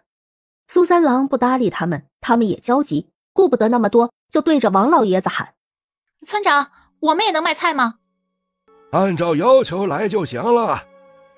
李氏和周氏一听，那这就是可以呀。2人正要回屋去回话，就见王氏他们已经出来了。苏老爷子脸色沉沉：我们地里应该能弄个200来斤，去弄吧。爹，三弟也太没良心了，这么好的事情便宜外人。苏大郎皱着眉头，苏二郎也说道：就是一点良心都没的。哼，都给我闭嘴！有这功夫，还不如让你们2个儿子给我好好读，读这么几年了，连个秀才都考不起。苏老爷子发火，苏大郎和苏二郎都闭嘴了。王氏冷着脸叫李氏和周氏干活，这村里不少人都背着背篓出门撇菜，王氏也让李氏、周氏走快点。既然苏三郎没说不要他们家的，那有钱干嘛不挣？陈虎的父母同样也去撇菜了。王老爷子跟着吆喝一圈后回去了。大公，年后有空你也多种点菜，我们会一直收的。好好好，那祝你们生意兴隆，发大财。事情做好了，苏三郎就和陈虎一起回去。路上，苏三郎问陈虎：怎么样，要不要我背你啊？这一路陈虎走得很辛苦，都出汗了。不用，我能走。没多久，背着青菜来卖的村民就上门来了。三郎，我们这个可是不赊账的。苏三郎温和的点头，他拿着钱袋。我知道，我们看一下，确定没有问题就称重给钱。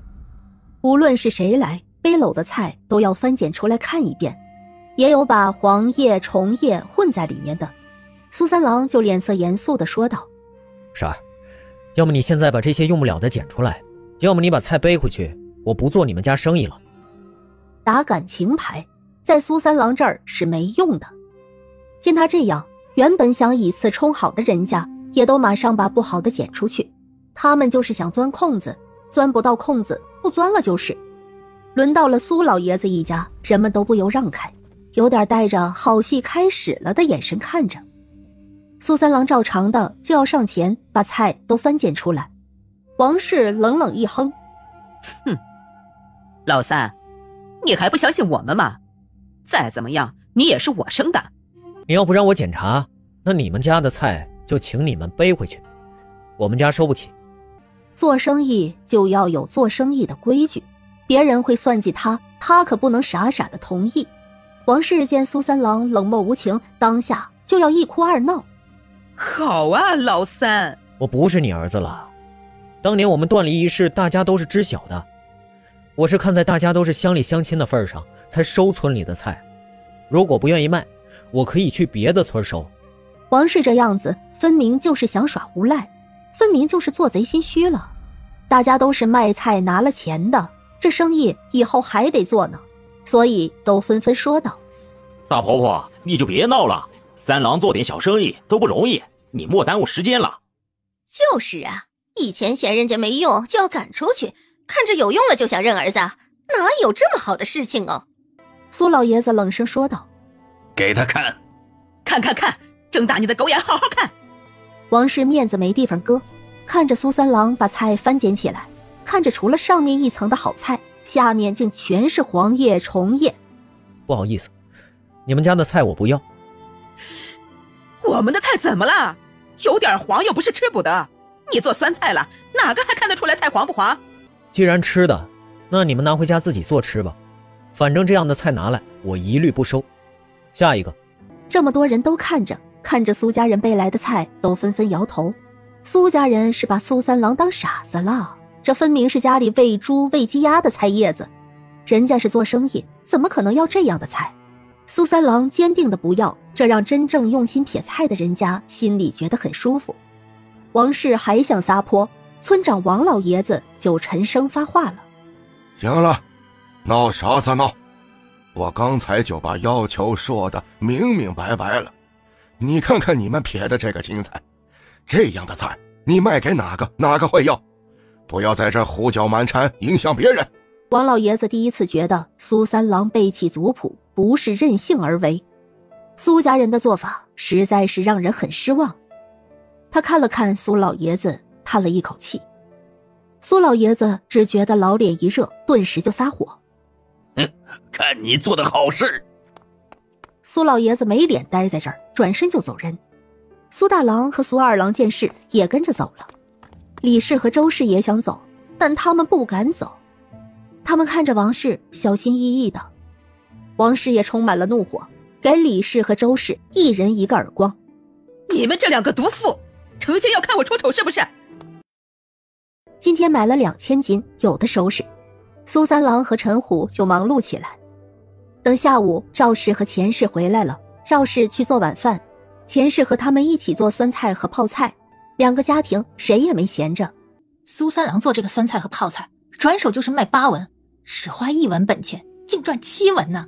那么多菜要卖几百两，切，不就是酸菜吗？有手就会做。苏三郎心肝都是黑的，赚那么多才出1文钱来买菜。类似的话语不过几天时间就在村里传得沸沸扬扬。而这个时候，陈家和苏家突然也开始收青菜和白菜了，2斤3文，比苏三郎家要多呢。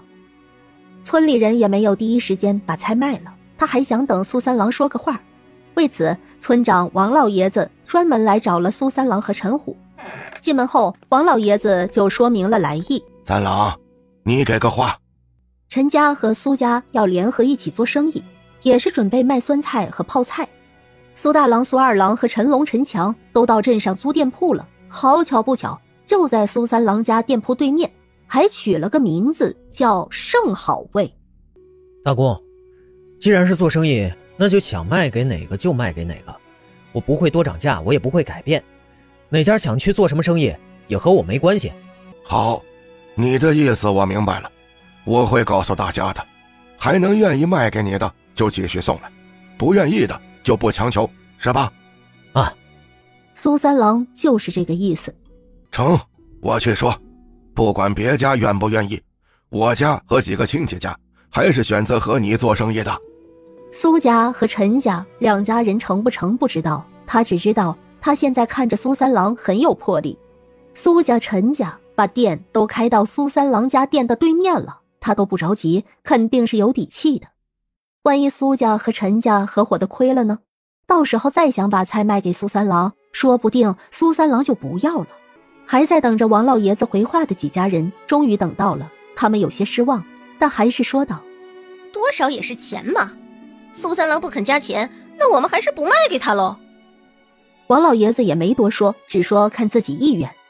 于是不少人就把青菜、白菜卖给了苏陈两家，风风火火的开始做酸菜和泡菜。12月28，苏家和陈家的盛好味开业了。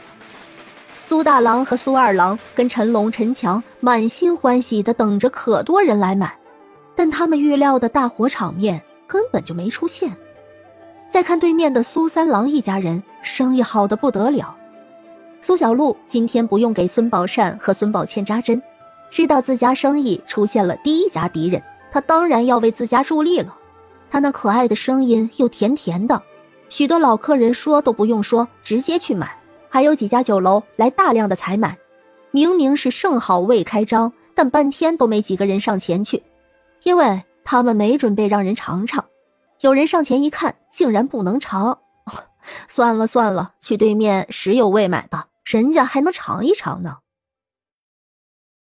看着石有味生意红火，苏大郎和苏二郎等人嫉妒的眼都红了。不行，我们得想个办法，不然这个生意没办法做下去了。苏大郎暗自咬牙，哎，要不咱们明天也让孩子来吆喝，要我上去搭话，我张不开这口，别扭得很。陈龙别别扭扭的，然后他们还得准备那什么签子，也得让人免费品尝。陈强也是拧着眉头，哎，你看他们的样子，要不了多久就能卖完了，到时候就有客人来咱们这儿了。苏二郎伸长了脖子张望，他也认可陈强的话。是的，等他们卖完了，那些人总该到咱们这儿来了吧？我就搞不懂了，不就是酸菜泡菜，有什么好吃的？这镇里有钱人不爱吃肉，就爱吃这些。或许吧，大鱼大肉吃腻了，就爱吃这么点清淡的。很快，苏三郎家的酸菜和泡菜卖完了，他们一家人都收拾收拾，准备回家去。店门一关，看都没看一条街对面的苏大郎一行人一眼，一家人说说笑笑的走了。这时候也真的有食客想买没买到，看着苏大郎这边也在卖，不由得走过来问问。女人开口问道：你们这个酸菜和泡菜多少钱一斤啊？味道和石有味那个一样的不？你们这个叫盛好味，是比石有味还要好吃吗？一连串的问题问下来，让几个大男人脑子都有些空白，但很快就反应过来。苏二郎笑着说道：哎，客官，你可算是有眼光了，我们这儿就是比石有味那边好吃多了，而且卖的也比他们便宜呢，7文钱一斤，你看看，来点不？有了客人，大家都很高兴。苏二郎想也没想，就把苏三郎家的踩一脚。女人也有了兴趣。那你们这样能尝尝吗？今天我是来晚了，他们都卖完了，正好你家有，要是味道比那边更好，那以后啊就在你家买了。这还是第一个客人呢，本来他们也没准备让客人尝尝，但这不是生意少吗？那就切一点让客人尝尝吧。哎，你稍等，我这就去给你切。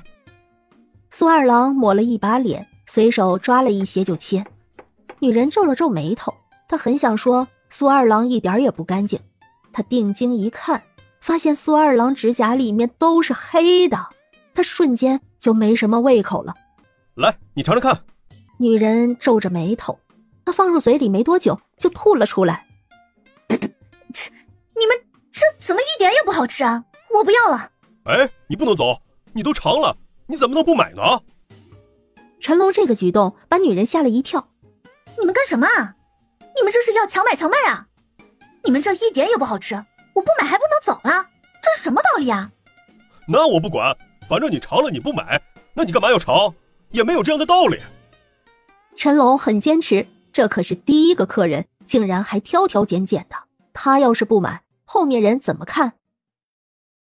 陈龙这一举动也吸引了不少人围观。陈龙很气愤的让人评理。哎，乡亲们，你们来说说，有没有这个道理？哪有尝了又不买的？还说我们的太难吃了，这不是故意砸我们这生意吗？女人被气得脸都红了。我又没说错，本来就难吃，是你们自己说你们这和对面石榴味的味道是一样的，我就看着不一样，问能不能尝一尝，是你们自己拿给我尝的，一点也不好吃，我不买还有罪了。我要走，你们还不让，非要强行买卖，这以后谁还敢买你们家的东西了？大家来给我说说啊，是不是这个理啊？怎么可能不一样？对面的石榴味的手艺本来就是我们家的，那老板是我们的亲兄弟，而那做酸菜的人更是我家亲兄弟的媳妇儿，这味道肯定是一样的。苏二郎皱着眉头，他说完，苏大郎又补充道：对，这味道肯定是一模一样的，我看你分明就是想白吃我们的东西，没钱买才耍赖的。哪里是一样啊？你们真是有病！女人气得不行，但眼看着4个凶神恶煞的男人，一时间她也有点发怵。她看了看围观的人这么多，狠狠一咬牙：我今天不买，你们是不能让我走了是吧？陈龙点头：哎，没错。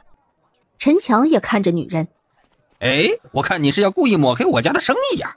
你说你是不是受了谁的好处，故意这样做的啊？我告诉你们，我们两家里都出了个没良心、黑心肝的兄弟，家中爹娘已经和他们断绝关系了。这手艺本来就出自我们家，味道有点相差，那也不会差太多的，肯定是有黑心肝的在背后使坏了。女人是气得无话可说，她今天要是不买，不但不能脱身，还要被扣上一个莫名的罪名。看着这气势汹汹的4人，他只能认栽了。行，我买，就当我倒霉了，一样来1斤，给我都切了，不就是要我买吗？我买就是了，少给我安一些乱七八糟的罪名，说什么石榴味本该就是你们家的，我可真是没看出来。在场的有人在石榴味买过酸菜和泡菜吧？你们可见过切菜那妇人手指里面有黑泥吗？哼，人家切菜前都要洗手，还是免费品尝，不喜欢还可以不买。你们看看他们4个，手不干净也不能免费尝。女人掏出钱，利落地付了钱，拿了东西。陈龙等人下意识都收手，苏二郎立马就去找水洗手。苏大郎笑呵呵地和围拢来的人们打招呼：各位兄弟，买一些回家吃吃吧，好吃又不贵，比石榴味的好吃，还比他们的便宜呢。人们犹豫不决，这时候拿着切好的酸菜和泡菜的女人开口了：来来，大伙都来我这儿用手弄点尝尝去，有吃过石榴味那酸菜和泡菜的没？来尝尝做个比对。今儿我还就不服气了，非要给我自己挣个名，我可没拿谁的好处来砸别人生意。大伙来也是看着我买的，大家就吃吃看，吃着好吃了你们再买，不好吃也不亏，总不会像我刚才那样被拉着不让走，总比到时候要强买强卖的好。女人把打包的几样酸菜泡菜拿出来，递给围观的人们尝尝。大家看她认真，也都用2个手指夹了一点吃吃，很快纷纷都皱起眉头吐掉了。大伙，我刚才可没说谎吧？我可是上当了，你们要想买就买吧，反正我是再也不会来买了。我呸！女人心里舒坦了，唾弃一口，扭身就走了。哎呀，不好吃，还没我自家做的好吃呢。我吃过石榴味的，比起来差远了，根本不一样。走了走了。人们纷纷摇头散开了，店门前很快就冷清下来。等了这么久，还是1斤都没卖出去之后，苏大郎和苏二郎憋不住，冲着陈龙、陈强发火了。哎，怎么回事？你们不是说味道一模一样吗？那为什么苏三郎那边很快就卖完了？我们守到天快黑了，也没人来买，大家连尝都是不愿意，尝完了都根本不会买。咱们的东西一定没有问题，这背后肯定是有人捣鬼了。就暂且信你们，等明天我去买点他们的尝尝，要是不一样，你们等着好看。老二，咱们走，回家。苏大郎叫了苏二郎一起走，陈龙和陈乔也憋着火，气呼呼地关了店门也回去了。等他们回到家的时候，天都黑了。苏大郎、苏二郎一到家，一家人都期待地围拢上来。老大、老二，今天赚了几两银子，可要数清楚了，可别让陈家悄悄藏了去。王氏满心欢喜等着数钱，李氏和周氏也都露出了期待。苏大郎和苏二郎一脸便秘的表情。你们支支吾吾干啥？快说啊！爹娘，陈家做的那酸菜有问题，今天开张咱们根本就没生意，还是苏三郎他们卖完了才有人肯来买，但人家说根本就不好吃，尝了根本就不愿意买。就是，咱们家的今天就卖了30文不到，店里几百斤都在店里了。想着都觉得恼火，王氏一听就傻眼了。这怎么可能呢？怎么可能卖不出去？明明苏三郎他们卖得很好，生意好得不得了，怎么到了他们就卖不出去了？这要是卖不出去，那他们做的上千斤酸菜泡菜怎么办？苏老爷子皱着眉头，这真没卖出去？苏大郎和苏二郎重重的点头，真的，我们说是陈家手艺问题，陈龙和陈强还不承认，非说不是。明儿我们就上苏三郎那里买一点来吃吃看，做个对比，要是不一样，咱们得找陈家赔偿损失。上门来要合作的是陈家人，是他们说的多好多好，自家才同意合伙的。可如果陈家人根本没手艺，那就是故意害他们赔钱，这个亏绝不能就这样忍了。爹娘，咱们肯定让陈家给算计了，这口气不能就这么算了。那丧良心的陈家竟然敢来坑咱们，他们家要是不把钱给还回来，咱们就不能这样算了。这该死的老三，当初我就不该生他，生了这么个东西，如今日日刺我的心窝子呀。苏三郎家这几年日子日渐好过，他们谁都不舒服。陈家人来说一起合作，想着合作后能把生意抢过来，他们也是心动的。原本满心期待，但现在结果这样，苏家人没有一个有好心情的。先吃饭吧。但坐上了饭桌，大家胃口都不怎么好。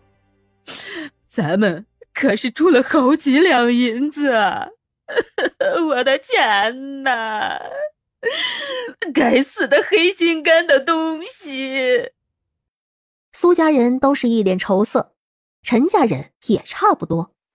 陈龙和陈强一回到家，陈父和陈母也是一脸期待。哎呀，怎么这么晚才回来呀？都卖完了吗？钱都分了吧？要不明天多备几十斤去卖，后天就要过年，后天应该没生意了，明天多卖点啊，对，明天多弄一些，咱们明天再去买一些青菜，让那杂种家买不着菜。杨氏和吴氏也都带着笑意。爹娘，你们别想了，咱们家要完蛋了。他冷冷地看着杨氏，你这个贱人，你不是说前世的手艺你都会吗？为什么味道相差这么多？那根本就卖不出去呀。二爹，这不是我一个人做的，是我和弟妹一起的呀。我说大嫂，这话可不能这么说，我只是给你打个下手而已嘛，佐料可都是你调的。这样大的罪他可不敢扛。杨氏看他着急撇清，冷冷一笑，弟妹，话可不行这样说呀，爹娘都记着呢，是你说那酸菜泡菜做着简单的很，咱们也能做来卖的，要不是你这样说，爹娘也不会让你来试试。杨氏死咬着吴氏，他知道逃不了罪，但他一定不能顶大罪。吴氏脸都白了。我没这么说，大嫂，你污蔑我。好了，都别吵了。这样的结果是他们都没想到的，而这个结果也是他们都难以承受的。陈母看着两个儿媳妇，眼里怨恨的怒火都要溅出来了。杨氏和吴氏都垂着头，一声不敢吭。陈龙和陈强也都不高兴，家里的孩子们更是不敢说话。12月29一早，苏大郎和苏二郎跟着苏家一大家子都准备一起进镇子。陈家一看，也只能一起进镇子。路上，苏老爷子沉沉地开口：当初这个生意是你们保证一定大赚我们才同意的，现在味道都不对，这样大亏，你们家得给我们家一个说法才行。苏兄弟这话说得过了，做生意哪能没风险？要我家来担所有的风险，那我们家还拉你们家一起赚钱？有这样的好事，干嘛白给你们家好处呢？哼，谁稀罕和你们家做生意了？还不是你们家死皮赖脸的赶上来的。哎呦，你少说这些没脸没皮的话。明明我家只是问问你们家，你们一听能和苏三郎抢生意就答应了，现在倒是想得美。大家一起到了镇上，见对面的店铺生意红火，两家人都把嫉妒怨恨写在了脸上。而他们的店铺开了，竟一个人都没有。我说大郎，你过去买2斤来，尝尝味道差别是有多大。苏父一开口，苏大郎就点头了，他过去买。苏三郎和赵氏带着陈大妞、陈二妞和苏小玲，大家都是笑着招呼客人，谁要尝尝，谁要买，都招呼得周到。尝了后不买，也都高兴地说一句慢走。见苏大郎来买，赵氏顿了顿。苏三郎神色如常：客人想要买什么？这里可以先尝尝。1样1斤，快点的。苏大郎有情绪，苏三郎却没有，他利落地帮着打包。苏大郎付钱后，苏三郎说了一句：客人慢走。苏大郎买了一些回去，苏老爷子和王氏当下就尝了味道，又和自家这一对比，脸色顿时就黑了。陈父和陈母也尝了尝，顿时恶狠狠地看着杨氏和吴氏。陈母上前就掐：哎呀，死贱人，你们不是说味道一模一样吗？不是说他做的你们也能做吗？啊呀，家底儿都让你们摆完了！死贱人，打死你们！娘，咱们怎么办呀？还能怎么办？先回家去再说。